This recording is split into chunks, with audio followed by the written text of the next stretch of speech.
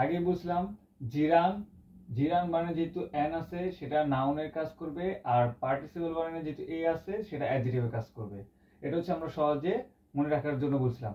এখন আমরা শিখবো হচ্ছে জিরানের ফাংশন অনুযায়ী কিভাবে এটাকে আইডেন্টিফাই করা যায়।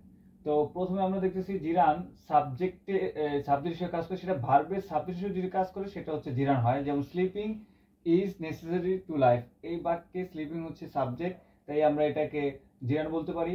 এরপরে যদি আমরা দেখি সেটা অবজেক্ট হিসেবে ফাংশন করে, সেটা হচ্ছে তাকে আমরা জিরান বলতে পারি। যেমন he enjoyed sleeping in the open air, এখানে স্লিপিং হচ্ছে এনজয় ভার্বের অবজেক্ট, তার জন্য এটাকে আমরা জিরান বলতে পারি।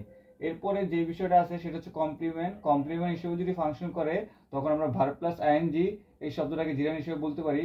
যেমন his constant habit was sleeping, এই স্লিপিংটা হচ্ছে হিজ কনস্ট্যান্ট হ্যাবিটকে বোঝাচ্ছে, এই জন্য এটাকেও আমরা কমপ্লিমেন্ট হিসেবে এটাকে আমরা জিরান বলতে পারি। এরপরে যেটা হচ্ছে অবজেক্ট অফ প্রিপোজিশন, অর্থাৎ প্রিপোজিশনের অবজেক্ট হিসেবেও জিরানকে ব্যবহার করা যায়। যেমন আমরা যে বলি he is tired of sleeping over hours, অর্থাৎ সে অতিরিক্ত ঘুমের কারণে সে কি করছে, টায়ার্ড হয়ে গেছে। এইখানে এই স্লিপিংটা হচ্ছে এখানে জিরান হিসেবে হইছে। তারপরে সর্বশেষ যে বাক্যটি আছে সেটা হচ্ছে পজিটিভ ক্ষেত্রে।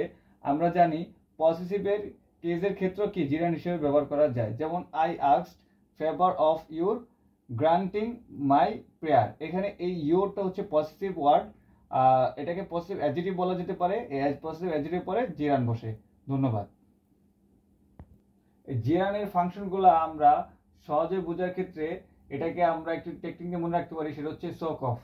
সোক অফ মানে হচ্ছে এস হচ্ছে সাবজেক্ট হিসেবে জিরান, ওতে অবজেক্ট হিসেবে জিরান, সিতে হচ্ছে কমপ্লিমেন্ট হিসেবে জিরান, অ্যান্ড ওপি হচ্ছে অবজেক্ট অফ প্রিপোজিশন হিসেবে জিরান। ধন্যবাদ।